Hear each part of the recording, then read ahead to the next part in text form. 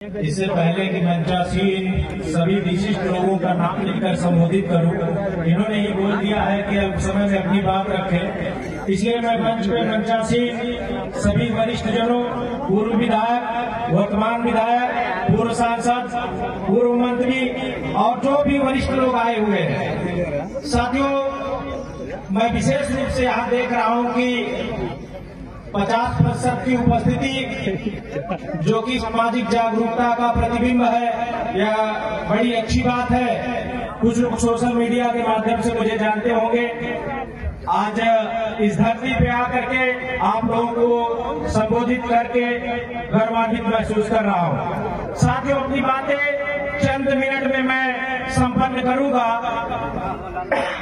लेकिन ये बताना चाहता हूँ कि ये जो आज अशोक स्तंभ की स्थापना हुई है, इसको आप पिछले 2500 साल से देखिए। आज माननीय मंत्री जी को बुलाया गया था, स्वास्थ्य के कारण नहीं पहुंच पाए, वरना मुझसे भी बेहतर तरीके से पूरी भारतवर्ष में प्रसिद्ध माननीय मंत्री जी बेहतर तरीके से समझाते। मैं भी कोशिश कर रहा हूँ कि उनकी बात को समझाऊंगा आप लोगों को। साथियों, ये कहानी 2500 साल पुरानी है। एक नाम आप लोग याद रखिएगा, अलेक्जेंडर बकिंघम। उन्होंने 1836 में यही सारनाथ में खुदाई प्रारंभ की। मैं आप लोगों को बताना चाहता हूं कि आपको जानकारी होगी, कुछ लोगों को नहीं होगी कि जो 2500 साल पहले जिस स्तंभ को दबा दिया गया था, कुचल दिया गया था, जिस संस्कृति को समाप्त कर दी गई थी, वो सिर्फ 100 साल पहले खोजी गई पुनः। आप इसकी ऐतिहासिकता को समझिए और उस विचारधारा को समझिए कि जिन लोगों ने 84,000 स्तूपों को तोड़ करके नष्ट किया।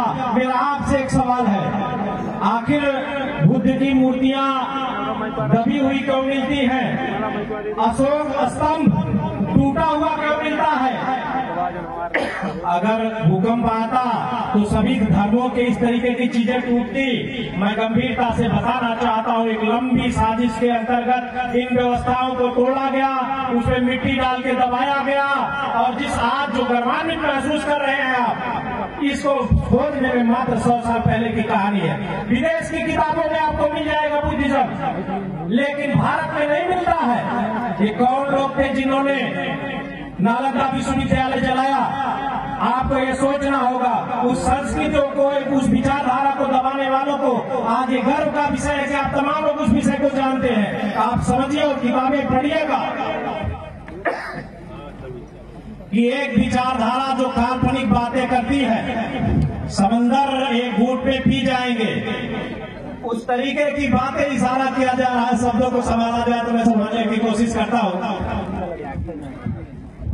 कि जो काल्पनिक बातें आपको करके आपका सामाजिक, राजनीतिक और आर्थिक शोषण किया जा रहा है। ये कोई राजनीतिक मंच नहीं है, मैं किसी राजनीतिक व्यक्ति को टारगेट नहीं कर रहा हूं, लेकिन आपको समझना होगा कि एक ऐसी विचारधारा जिसने हमारे प्रसिद्ध, दुनिया में प्रसिद्ध, आप सोचिए लाइट ऑफ एशिया किसे कहा जाता है? यहाँ के हवा में उड़ने वाले एक पात्र पे साउथ इंडिया में उनको एक किताब में लिख दिया गया, फलाने बुलबुल पे बैठ करके उड़ते थे और पूरी दुनिया का भ्रमण करते थे। पढ़े लिखे लोग जानते हैं मैं किसकी बात कर रहा हूँ। अभी बीजेपी वाले, सॉरी शब्दों को वापस लेता हूँ, राजनीतिक मंच नहीं है।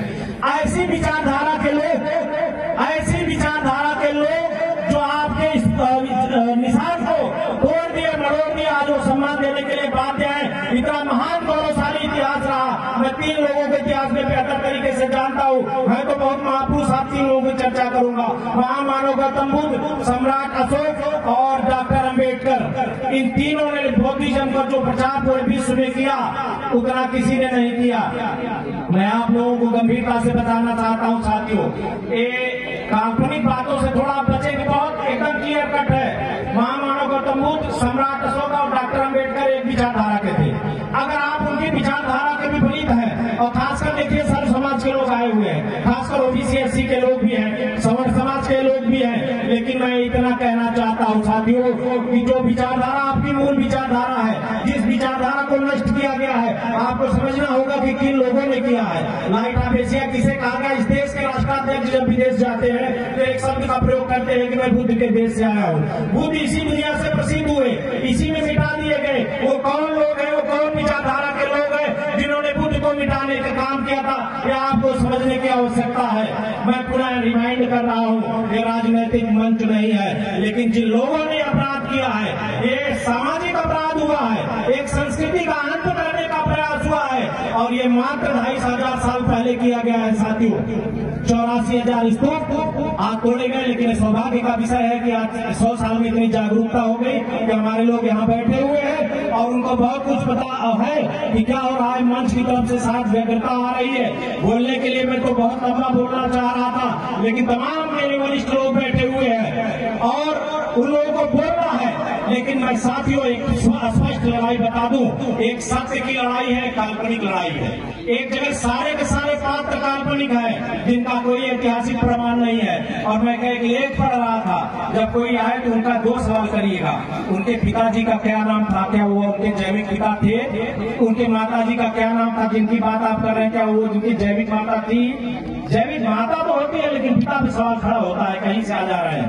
और हमारा इतिहास सत्य है, लिखित है, विदेशों की किताबों में लिखा गया है। और उसी तरीके से जो आज 100 साल पहले खोजी गई संस्कृति पूरी दुनिया में, वो तो थी पहले 2500 साल पहले, कुचल दी गई थी। मैं बार बार अपने समाज के, हमें लग रहा है यहाँ पे मोर कुशवाहा साग सैनी समाज के लोग ज्यादा है, ओबीसी SC के लोग भी हैं, सवर्ण समाज के लोग भी हैं, कई यादव साथी भी हैं, पटेल साथी भी हैं, लेकिन मैं यहाँ बहुसंख्यक अपने स्वजातियों को देख रहा हूँ, तो मैं उनको संबोधित करना चाहता हूँ और गर्व के साथ 2 लाइन बोल करके समाप्त करना चाहता हूँ। ये घमंड का विषय नहीं है, ये गर्व का विषय है कि सबसे बड़े क्षेत्र में किसने शासन किया, किसके काल में भारत सोने की चिड़िया था, किसके काल में भारत विश्व गुरु था। ये आप मंथन करिएगा, मुझे भी पता है और यहाँ पे बैठे हुए तमाम पढ़े लिखे लोगों को पता है। इन्हीं शब्दों के साथ मैं अपने वाणी को विराम देना चाहूंगा। बहुत बहुत धन्यवाद।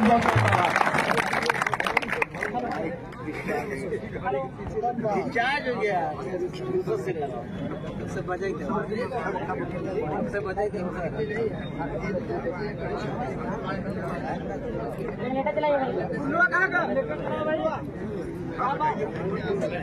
हमारे बीच में अमरनाथ मौर्य जिला संरक्षक जन अधिकारी